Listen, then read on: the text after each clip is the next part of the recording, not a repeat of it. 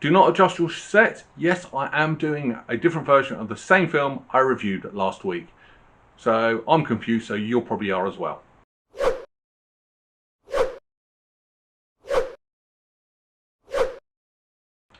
Disney's The Lion King, directed by Jon Favreau with an all-star cast that includes Donald Glover, Beyoncé, James Earl Jones, Chiwetel Ejiofor, Seth Rogen and Billy Eichner. It journeys to the African savannah where a future king is born. Simba idolises his father, King Mufasa, and takes to heart his own royal destiny. But not everyone in the kingdom celebrates the new cub's arrival. Scar, Mufasa's brother and former heir to the throne, has plans of his own. The battle for Pride Rock is ravaged with betrayal, tragedy and drama, and ultimately resulting in Simba's exile. With help from a curious pair of newly found friends, Simba will have to figure out how to grow up and take back what rightfully is his. Upon its release, the film actually only got mixed reviews compared to the original, which actually was critically acclaimed. Now, a lot of the praise was towards the special effects, the songs and the music, and the voice acting, whereas a lot of the criticism was due to its lack of originality and facial expression of the characters. So we're going to do what we do best on this channel. We're going to discuss 10 things that can make The Lion King better. As you're here, please hit that subscribe button, also hit the notification bell and you'll get notified every Sunday 6 PM when we upload our film reviews and also when we upload the other film thoughts video throughout the week. Once again, this video is requested, same as last week's video, and it's requested by Kitty the Cockatoo, who has a community gaming channel where lots of different people will play together.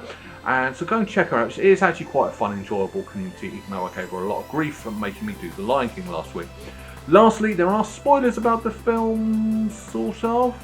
You'll find out what I mean when I say there's sort of spoilers. Number 10, live action.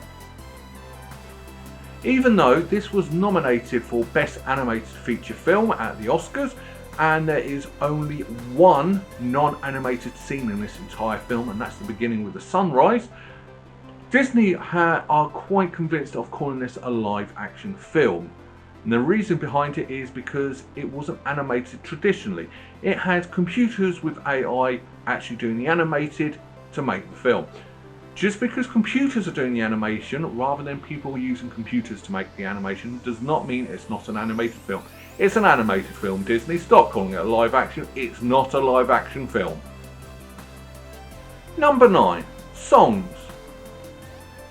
This song actually uses all the songs from the original film. There's only one new original song, and that's Spirit by Beyoncé. Other than that, it's the same songs. But these songs seem actually a little bit slower. They're a little bit paced slower. They're not as powerful as the original one. And there's not as much emotion in the songs. I mean, when we watched the original last week, we were singing along to it. And as I said, it was only myself and my girlfriend watching it.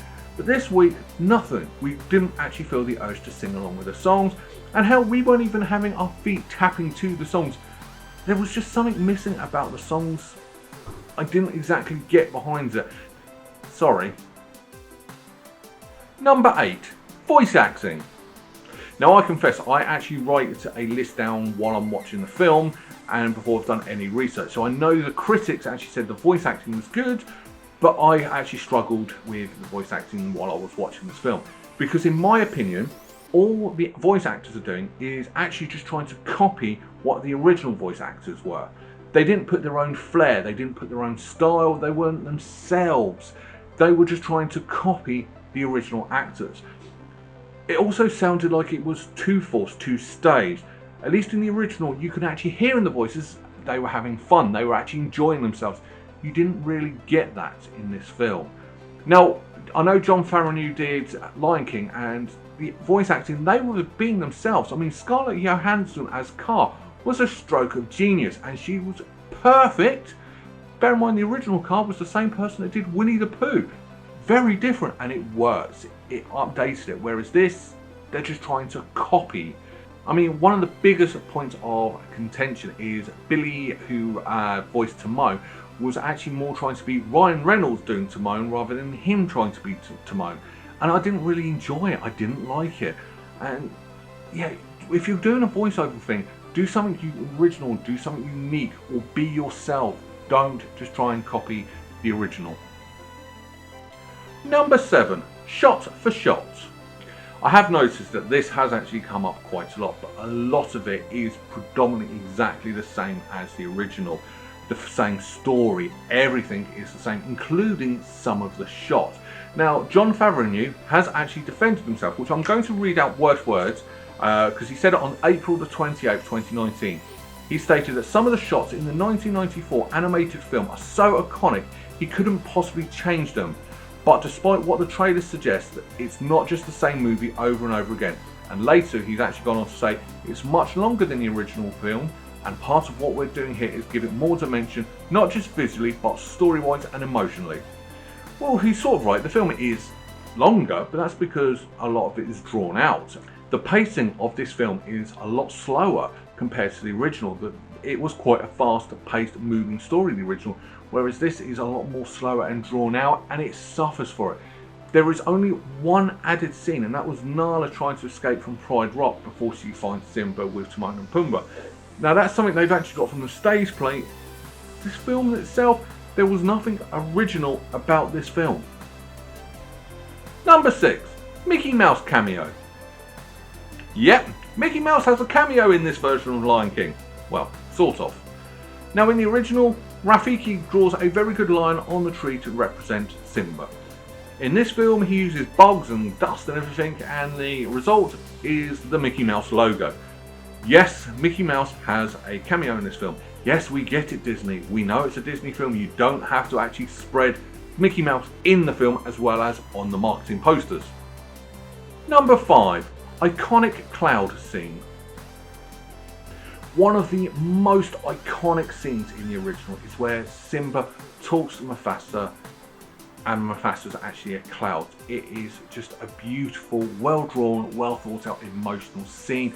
And it's so iconic, it's been parodied so many times in so many different things, especially in The Simpsons, where they actually go one step further. Mufasa turns up and says, Kimba, no, Simba.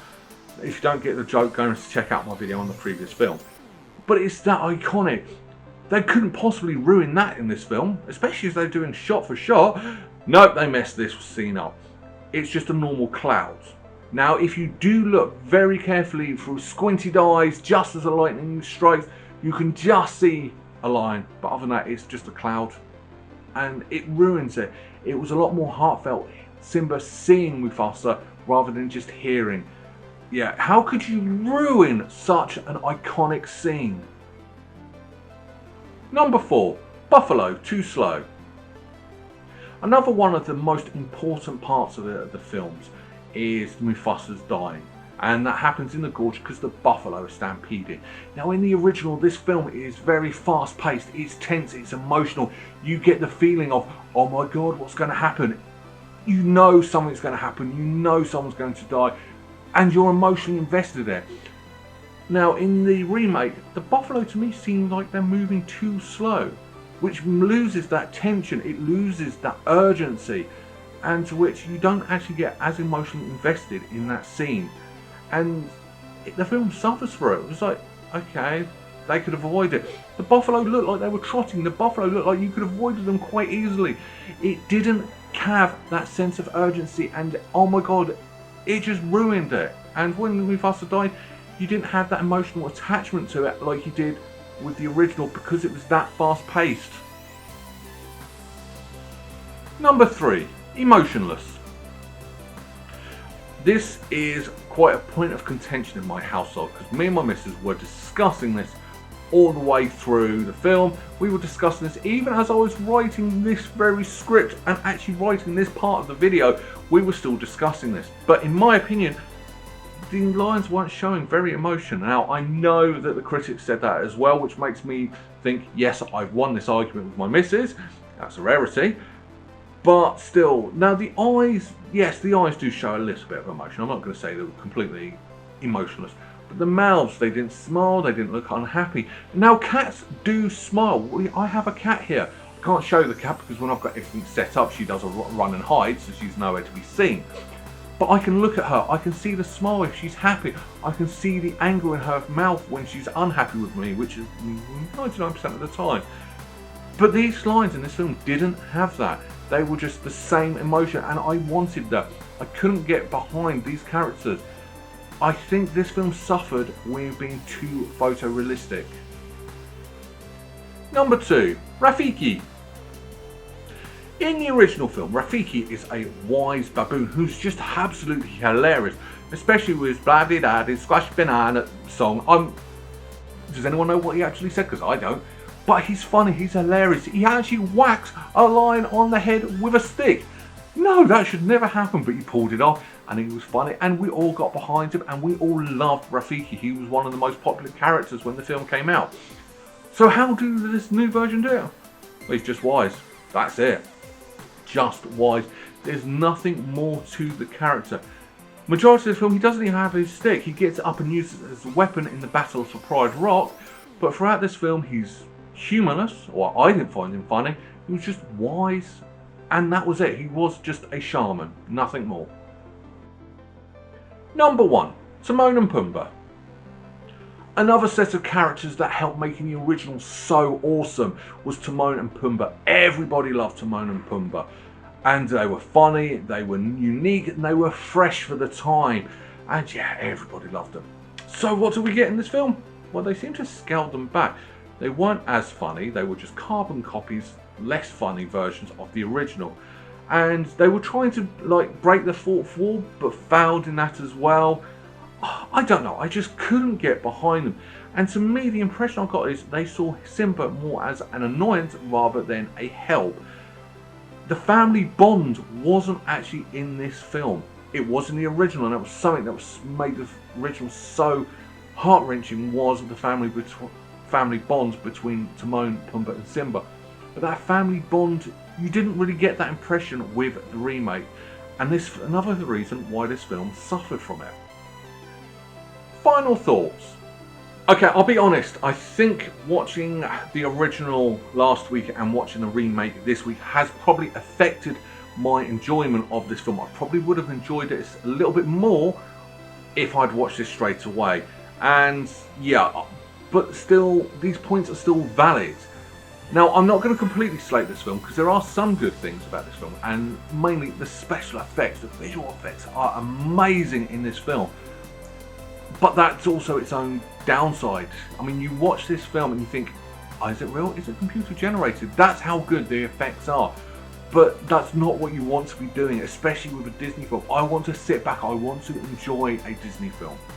I mean, one thing you could do, I'm not actually going to add an 11th thing that can make this film better, is you can remove the entire soundtrack, no vocals from this film, and just have David Attenborough narrating the film. Oh my god, that would be awesome.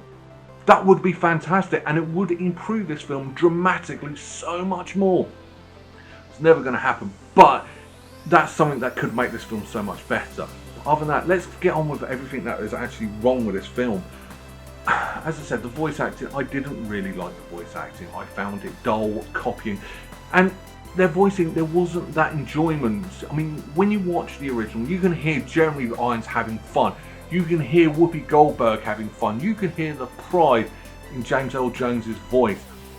And yeah, you didn't really get that. Now, I know James Earl Jones is a lot older and his voice has softened in his own, in the years after, which is what they wanted. But still, you should have brought everyone back. It would have made this film that little bit better. But as I said, I don't think the photorealistic side of things didn't really work with this film. It was more watching an animal documentary rather than anything else. The songs and music, I know they brought back Elton John, Tim Rice, and I can't remember the composer's name, but all these people worked on the original, worked on this as well, and it was something not quite right. Even the film score was not as good. It didn't. I love film scores. Film scores are what keep the audience invested that little bit longer. This film had lost that, and I don't know why. I don't know what went wrong with that. So what am I going to rank this? Well, same again, this has been a point of contention in our household, but ultimately I'm going to give it 6 out of 10. The basic story is there, but the heart, the Disney magic isn't there, and that's what you want with a Disney film. Only Disney can add the Disney magic, and this film didn't have it. And it's a shame because the original Lion King was so brilliant. Now, I think another reason which hurts this film is I've ranked this film, the original film, 10 out of 10, and it only came out 24 years ago. It's not long enough. It's still relevant. You can still watch it. It's too soon to be making a remake of The Lion King, especially when it was one that was so critically acclaimed. It was, I'm not going to say it was perfect, but it was near enough perfect. But what do you think? Did you enjoy this film? Am I being too hard? Did I make a mistake watching the original, then watching this? Let me know in the comments below, and let me know your thoughts on the remake of The Lion King. So what am I going to do next week? Well, a couple of weeks ago, I did a John Carpenter film called In the Mouth of Madness, which you guys seem to have loved so much that I've had a request to do another John Carpenter film, so that's what I'm going to do next week. So come back next week, Sunday, 6 PM UK time. I look forward to seeing you. Bye-bye.